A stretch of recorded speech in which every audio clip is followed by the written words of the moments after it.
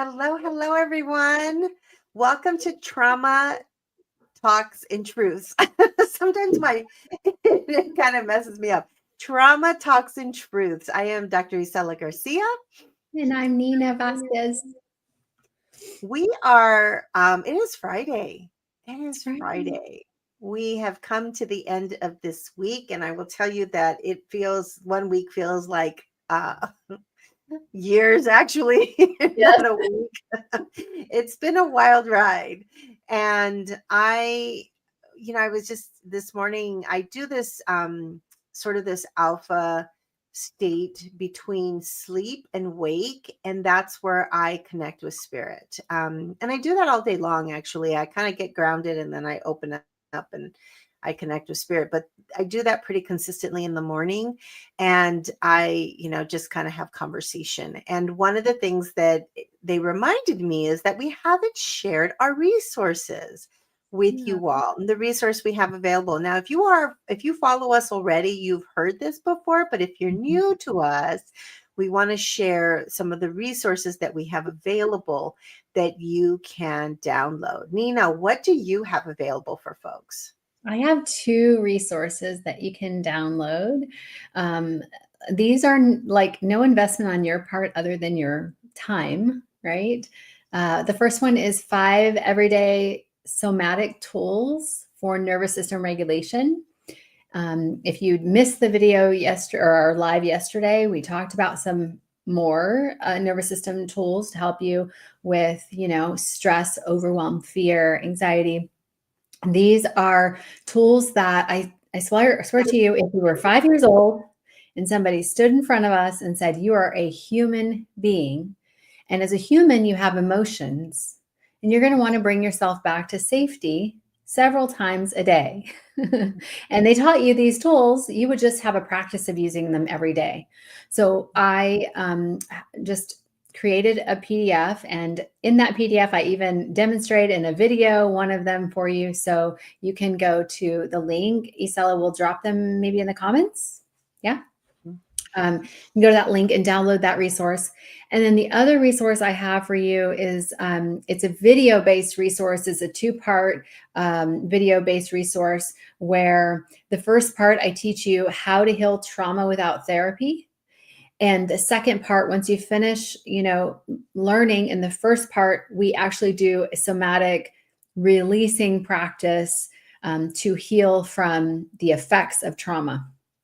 Once you learn how to do it, you can do it with every large T, small T trauma that you experienced. And you can walk through it with me. And I literally do the exercise with you. So yeah, you can go to that link. It's just how to heal trauma without therapy. And I have used this process to do my own healing. Yeah. You mentioned big T and little t. So if people are new to discovering their traumas, can you explain what each one of those are? Sure. So some examples of big T trauma are physical, emotional, sexual abuse. Some examples of small T trauma, like a small T trauma could be as simple as my parent showed up late to pick me up from school. And I was left there. I was the last one, and I was sitting on this sidewalk, and mom and dad rush into, they're running late. They come to get you. But what happens is you're left to make sense of that by yourself. And your mind, your child mind gives, you feel a lot of emotion, you feel abandoned, and you can come, what can happen is a misunderstanding of your mind. In no way were you not important to your parents, but to you, you might feel abandoned. You might make it mean that you're not good enough. Or something's wrong with you. And so that's just an example. What would you add to that, Isela? Because maybe I didn't think of another way to. No, I think that's a good example. I think, the big T's are like those big traumatic experiences, like the ones that I think, I don't want to say shape us, but in many ways they change the trajectory or maybe even the architecture of our brain. They Mhm. change things within us. And it could be things that affect our central nervous system over the course of our lifetimes. It could be how we perceive our reality. I mean, there's so many ways that these big T's can really shape how we experience the world. Yes. Yeah. And the little T's, I think, are so subjective. I Yeah. mean, the big T's are the big T's, right? But the little T's are so subjective. And the story that I like to share with the little T, I hope this is a little T for my kid, because I've worked really damn hard for her not to have big T's. Um, but we went to Hawaii. It was my husband's. We were together 20 years, so it was our like anniversary trip to Hawaii. And we had gone. We went to the worst time to go to. I think we went to Kauai. The island was the worst time to go is December because it's constantly raining, and it's this weird misty rain. It's constant, and so we were staying on the north part of the island, which is like not really where the tourists go, but you don't know anything when you go. It's Hawaii. I didn't know a lot of people to like talk to about what do you do, how do you do. Now I'm a little bit smarter about it. But we had driven to the southern part of the island for a luau, and it rained, and so they had to stop it, and it was just this, right? And so we were tired and a little irritated and wet. So we Mhm. drive back, we get back to the hotel, or not the hotel, they're Airbnbs. So it's like an apartment complex. And so it's dark, it's rainy, and we're all just kind of pissy because of the whole experience wasn't like this phenomenal luau because of the rain and everything. So we get home, and my daughter Gia is kind of semi asleep in the back of the car. She very frequently falls asleep. She's semi asleep. And so we are getting all the stuff off the car because we've had a very long day with a lot of things that we've taken with us for the day. And my sister and I go to the Airbnb. And my husband, I think he has, stayed back with G hours, helping her get her stuff together and get out of the car. And so he gets to the apartment, and I'm like, "Where's Gia?" And he's like, "Isn't she with you?" And I'm like, "Oh my God." Yeah. And it's not like right outside the door. It's like through the parking lot, all that. And so it's dark, dark. And we just gotten there. We really didn't know the area. And so she wasn't at the car. And so my husband and I and my sister were like looking around, and she's like wandering, crying, like hysterical, right? And I will tell you, she was like 6, maybe, when we went. She's 16 now. And I will tell you, whenever anybody asks her, "Have you ever been to Hawaii?" She said, "Yeah, I've been to Kauai. And my parents left me." Oh. They abandoned me. They left me in the dark and in the rain. That's the only story she Mhm. remembers about Hawaii.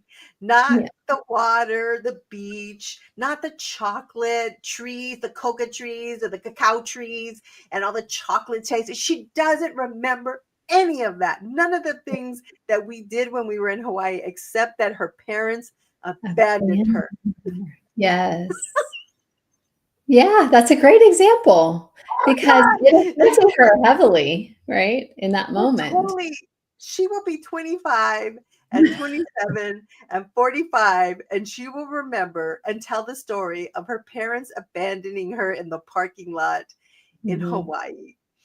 Yeah. And I don't know, I was so tired. I comforted her, I held her, but I don't know that I like did all the things about, shaking her body and making sure because she Right. was terrified, right? Yeah, And yeah. so I'm like, I tell her now, "Yeah, let's pull it up and let's work through the Yes, trauma." let's work through it. She's like, Yes. "I'm not ever gonna let it go." Oh my gosh. That's that ego mind. It doesn't wanna let it go, right? She's not ready. At some point, No, she's gonna forgive us for leaving her in Hawaii. yes. Yeah, So little can you imagine, like, what came to my mind is when you go back, Mm, how that experience will be for her, and what yeah. happens is your body is activated. So I shared two tools. They go hand in hand because in order to heal trauma, you need to be able to access your body, Mhm. right? Because her nervous system most likely will be activated, and good thing she has Isela as a mom, right? Her nervous system will be activated because it remembers how Right. that felt, Yeah. right? And Yeah. the thing that happens, I think, is it Dr. Gabor Mate who always says like trauma isn't the thing that happens to you; it's the thing that happens inside of you. Yep. And that is so true because you can. I think I don't quote me on this, but I listened to someone or read something that you can take. I was in the military. You can take specific veterans that did not experience childhood trauma, and they can be alongside veterans who did experience childhood trauma, maybe big T's. I think that's what they're referring to. And they would come back, and the people who did not experience childhood trauma would not have PTSD. And the people Mm. who did experience childhood trauma would have experienced PTSD because your nervous system is going to be reactivated Mhm. when you experience an unsafe environment, Mhm. right? So it's a powerful thing to know. I called this workshop, and I think I might do it live again sometime soon. Um, a self healer's journey, because Mhm. once you realize how to heal yourself, um, it's the most powerful thing. Because when we get being triggered or being activated is an invitation for healing, Right. right? And you want to know what to do in those moments, and this resource can help you. Yeah. Yeah. So little T's are subjective. And I think this is really, really, I think the timing of it is perfect for people to know that you offer this resource because I will tell you, and I'm not going to go into this right now. I'm actually starting a circles group that will be implemented by this weekend. So I'll give you more information. A circles group that will be free for everyone to come in and be in community, because I think one of the most critical parts of this journey right now of what's happening in the United States, we need to stay in community. We need to stay in community. And I believe, and people will disagree with me, especially from the spiritual community, I believe we need to stay vigilant in our awareness of what is happening. Now, you can be all peace, love, light, and all of that, and in the clouds as this is going on, but that's not what I stand for. I stand for that I am those things. I am peace, light, and love. And I know how to access those resources and connect to spirit. And I am also one who advocates for others and on behalf of others because I see myself in others. So those two things exist within me at the same time. For me, it's not one or the other, it's both.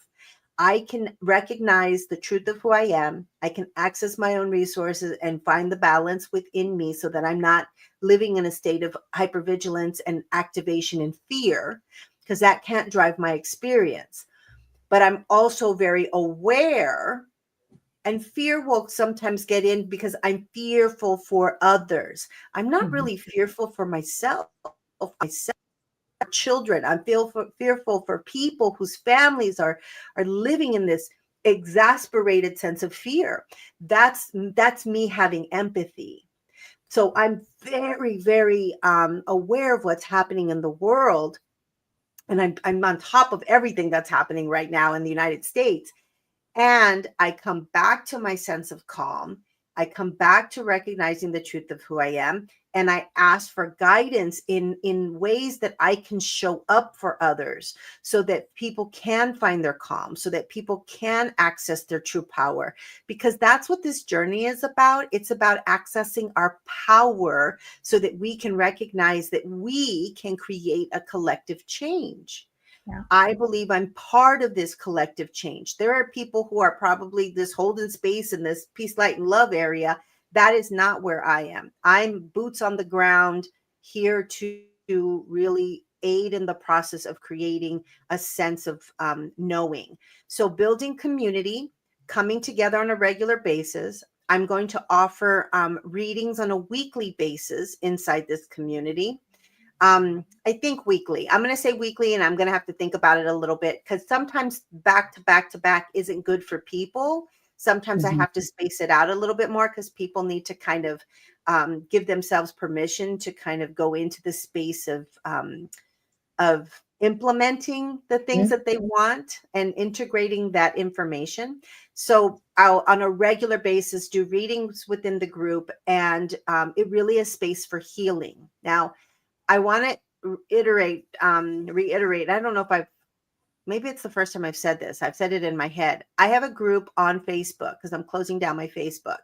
I have a group on Facebook. I am going to say, and if you are in that group, that if you are coming to circles just for my readings, I'm going to ask you not to come.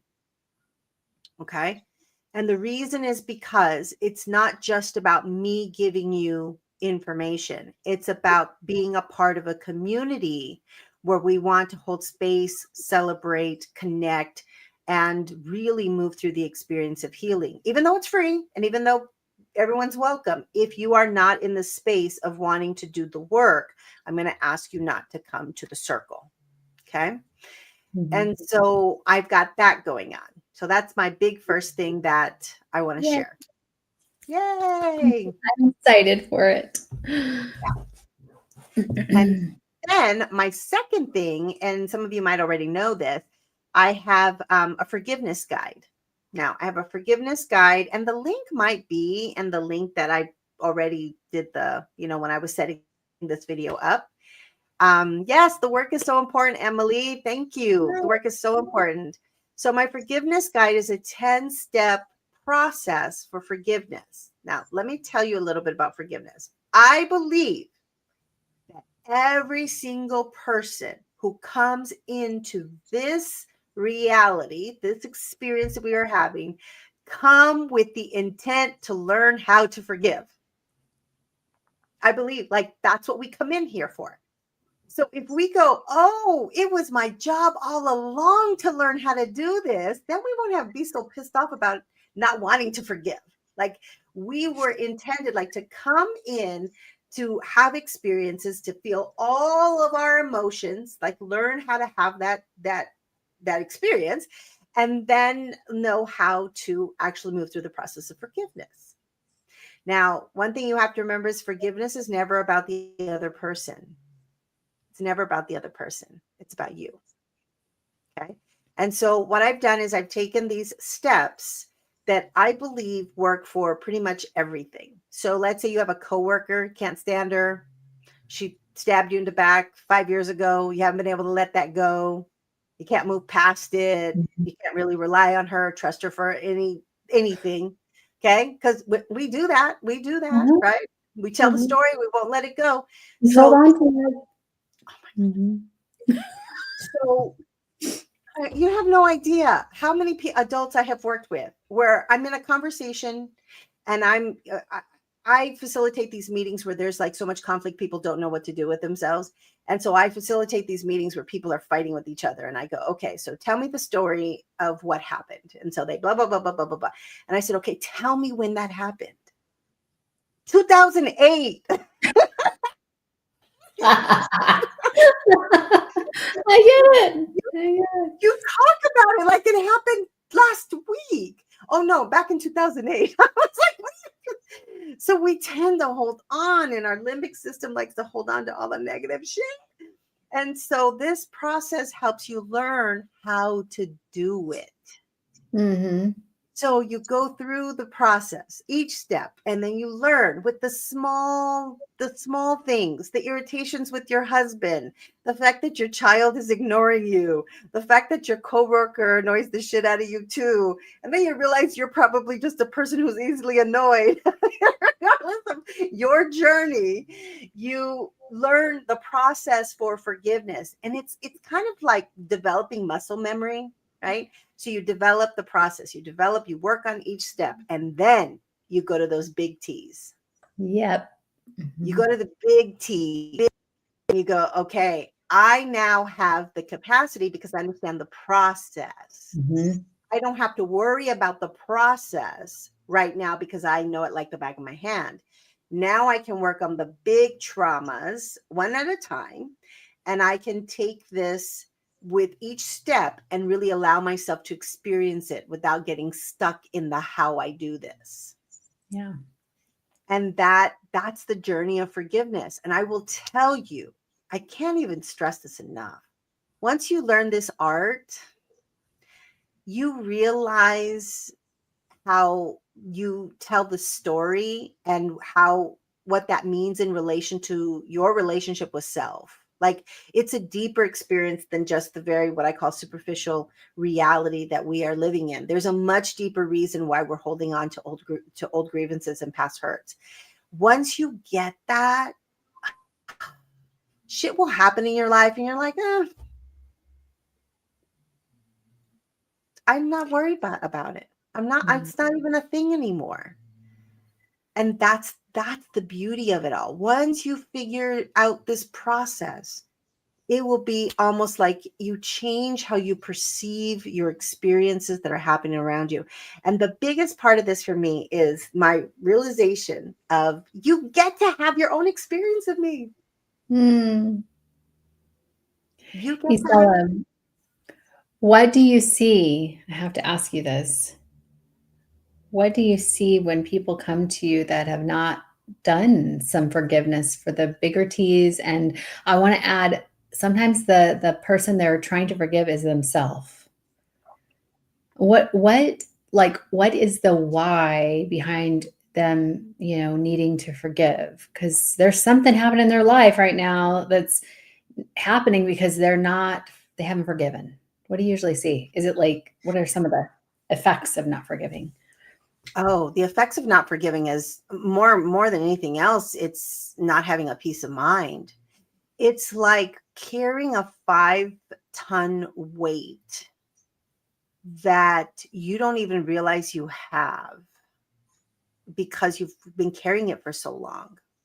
The other thing too is it literally blocks your ability to intuitively hear the messages coming to you, because the residual that comes with the unwillingness to forgive is fear. So there's a residual of fear swimming around, and you have to figure out, what are you afraid of if you forgave?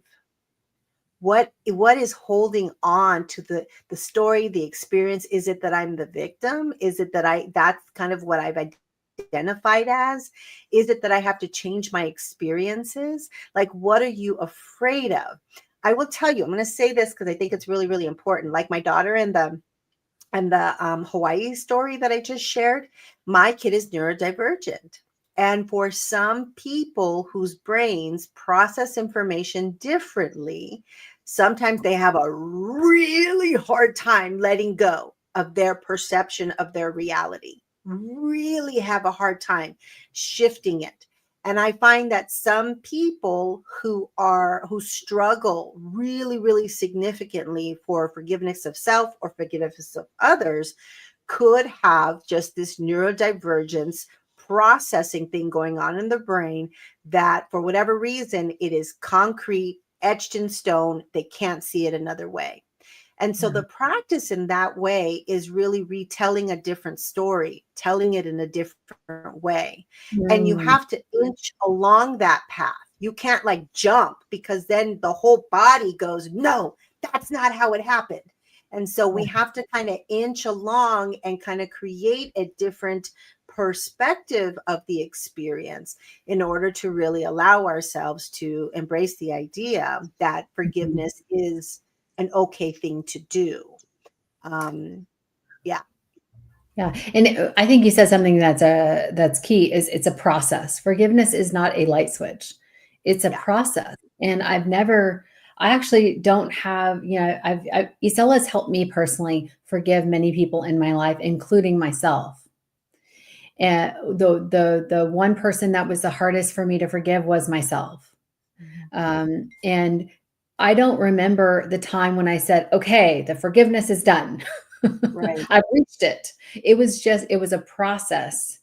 And then now that I look back on that process, I can see, yeah, I've completely forgiven myself because the way I look at it now has shifted. And I would say that at the beginning of many things I was working to forgive, there was a lot of resistance, a lot of Mhm. resistance. Like, and so if you do experience resistance, those little 1 degree turns in your perspective over time will create that internal peace, internal freedom that you're looking for. Yeah, that's what I would How call does it feel, Nina? Like, can you recall the time when you had, people, including yourself, that you hadn't forgiven, and what does it feel like now? it. I can recall because it wasn't long ago, right? I think just last year I was doing forgiveness work on myself and my dad. Mhm. Maybe a little bit my mother as well last year. Um, in the past, the best I can uh, explain it is I lived my life from the place of guilt. Like, guilt was everywhere in my life. I just felt guilty all the time. It was like the emotion that I was used to feeling the most Mhm. in parenting. And like, I would feel guilt, like if like I didn't say yes to someone, I'd be like, I feel so much guilt because then I'm selfish and like just so much guilt. It was just the emotion I was used to feeling. And then I was full of shame as well for my past decisions.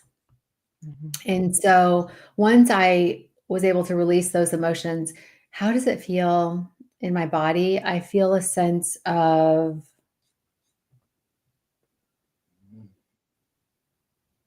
uh, not to use the same words as you used, but I value this the most in my life, and it's inner peace.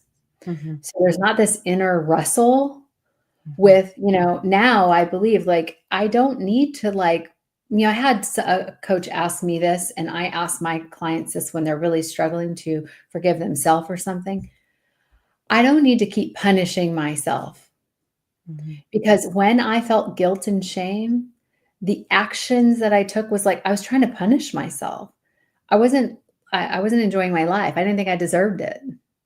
you Mhm. know Many deserved it, and it could be many different things, whether that's amazing relationships or amazing jobs, or I just didn't think I deserved things in Mhm. life, the best of things, because I was a terrible whatever. Right. So yeah, it's really, I've not been asked that question, so that was a Mhm. little of a wonky answer, but yeah, it's freedom. It's freedom. It's freedom to say, I give it back to you. Mhm. I give it back to you is for the other person. Like I give it back to the other person who did me harm. I don't Mhm. own that anymore. For Mhm. myself, it sounds like I can see you are me and I am you to the Mhm. past version of me, right? Mhm. I can see that there was an unhealed version of me taking actions from that place, and I forgive you, right? Yes. Mhm. That is what's critically important about self-forgiveness. So we made decisions and things happened when we were unconscious. And what I mean by unconscious, I don't mean like dead unconscious. What I mean is that we weren't aware. We weren't aware of anything beyond our survival experiences. We Yeah. weren't aware of even the truth of who we are. We weren't aware of all of the things that kind of come together to create, like we weren't aware. So we did the best we knew how to do, given our resources, our experiences, our ideas, our beliefs, our values. That's where we were. So when you Yep. understand that that's where you were, how can you not be thankful for that part of you just doing the best they knew how to do? Yeah. Like, really, I think of myself because I don't know how often I share, but a lot of times, or when I was a kid, I basically played a parent role with my sister a lot of Mhm. times. I didn't know what I was doing. I did what was done to me because I didn't know there was another way to parent. Like I had Mhm. no idea, right? And so I turned around and I did. And I probably reacted in a lot of ways that were inappropriate and not, kind or loving. And it's like, that's what I knew how to do. Yes. So all you like to hold them accountable or responsible to know better. How would they know better? So you Yes. just turn around and you look at this earlier version of yourself and you just say, thank you. Thank you Yeah. for pushing through. Thank you for doing what you needed to do. Thank you for just, even if it was just survival, thank you. Yeah. Because 'Cause now I'm here. yeah. Now I'm here. And if Yeah, it you weren't for wouldn't be you, here without that. yes, if it weren't for you fucking it all up, then I would be here now. Right? Thank you, Pastel, for fucking it all up. Yes, thank you. Because Yeah. I've learned, and here I am in the opportunity in the space and time where I can embrace who I truly am. And I don't know if that could have happened if I didn't have that experience. No, So it there you wouldn't. go. Yeah. There we go. Mic drop. That's the resolution to all of our problems. Yeah. Can you tell we're really passionate about what we do? Yeah. So, okay. I see Emily. Hi, Emily. Anyone else want to drop in a comment or a question before we sign off? It's Friday. It's We won't see you Friday. for 2 days. We'll jump back on Monday. By Monday, I will have my circles up. I will not be on Facebook or Instagram any longer. I'm actually leaving Meta altogether. I will be on Blue Sky, and I will provide that information. I should probably do it in the groups today. I'm on Blue Sky, so if you are on Blue Sky, please join me over there. And then Mastodon, something with an M. I'm over there too. Hey, I'm Emily, learning. love you, girl. Yeah, If there it you're is. on, what is Go it ahead. called? You go. Mastodon. Mastodon. Yeah. These are decentralized platforms. And so I'm going to more decentralized platforms. I have been censored on Facebook. In my personal page, friends have said to me that the things I'm posting do not open or they've been cut. Oh. And so you can only see the first line of my posts. And I'm pretty sure I've been shadow banned on Facebook on my professional page. So I am leaving Meta and going to build platforms, build on other platforms. That's my plan. Awesome. If you are on my channel, if you're on my Instagram or YouTube, come back on YouTube. Make sure to subscribe. I will have another video posted on YouTube. My goal is to serve you in the community twice a week. That is my big ask of myself. And so you should see another video by Monday. Yeah. All right, everyone. Have a fabulous, fabulous weekend. We'll see you soon. Have a good weekend.